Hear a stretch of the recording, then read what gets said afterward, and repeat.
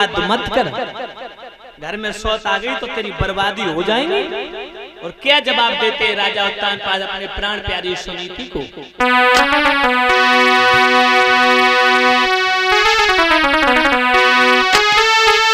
अरे है सौत चूनती बुरी, गहरे दिल छुरी मांगने प्यारी,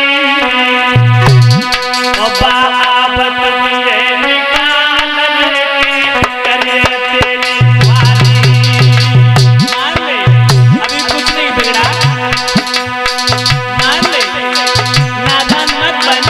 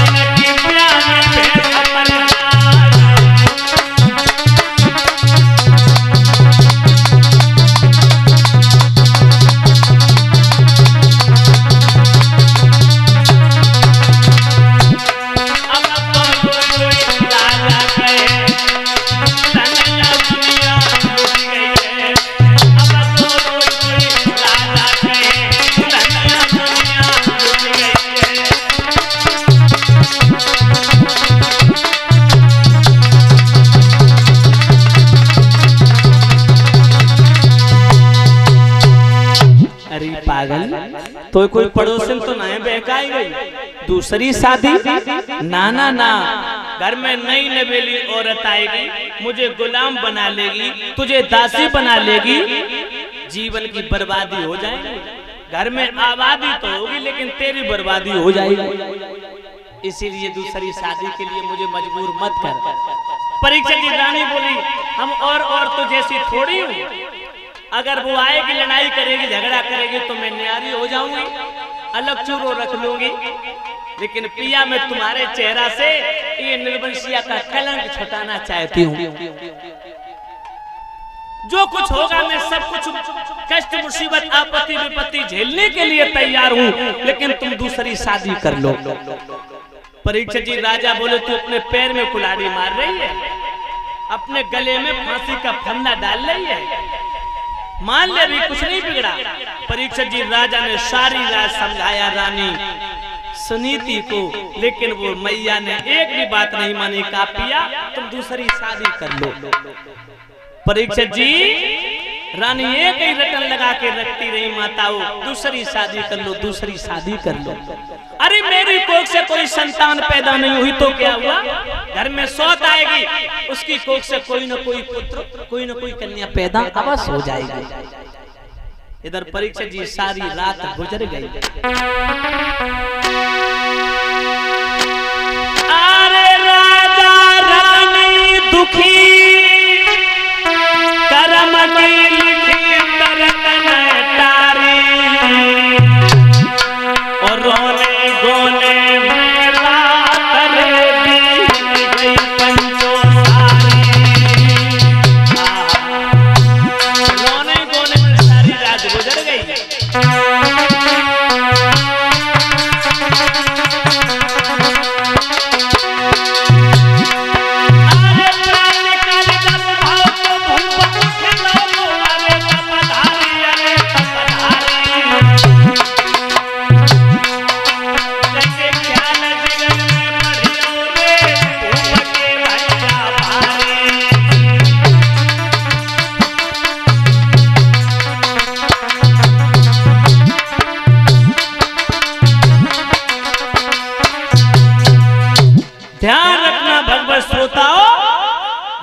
ने सारी रात समझाया मगर राजा ने एक नहीं मानी, मना किया, लेकिन उत्तानपाद मजबूर हो गए तो दूसरी शादी करने के लिए तैयार।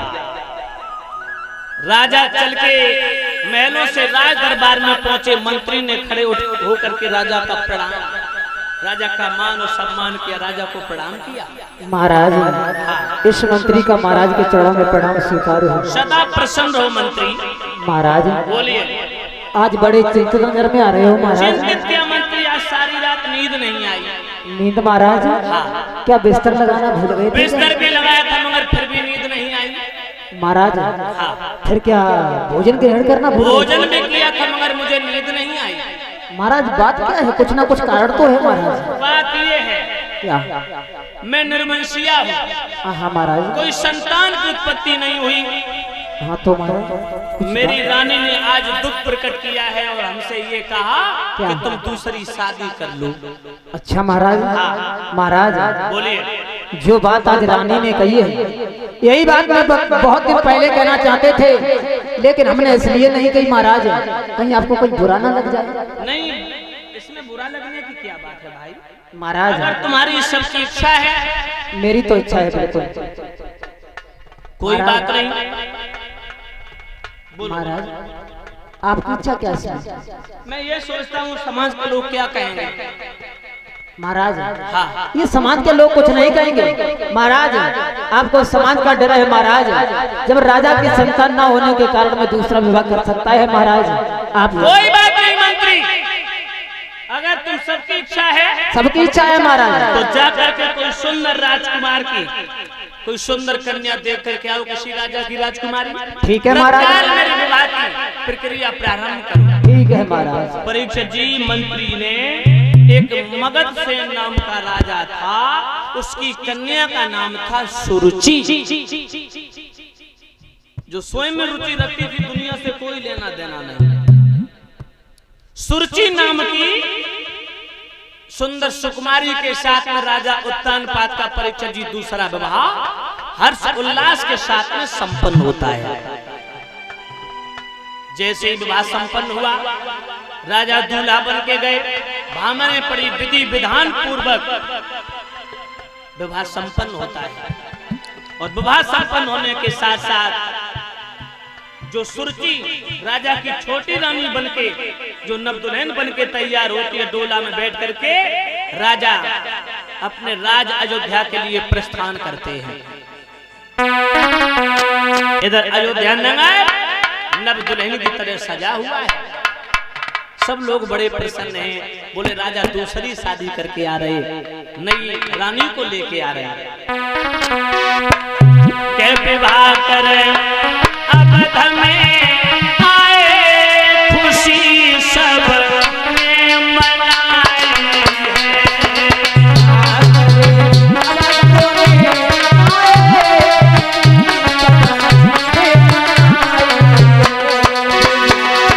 विवाह करें अब हमें आए,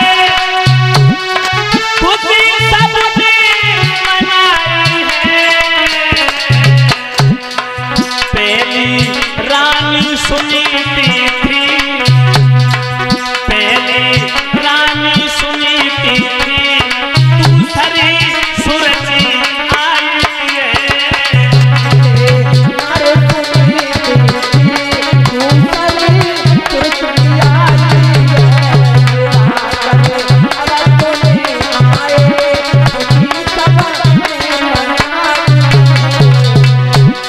द्वार पर आ गया डोला, खबर रानी ने सुन पाई, बहन को अंदर ले आना, दीदी को अंदर ले आना, तुरंत तासी बधाई है।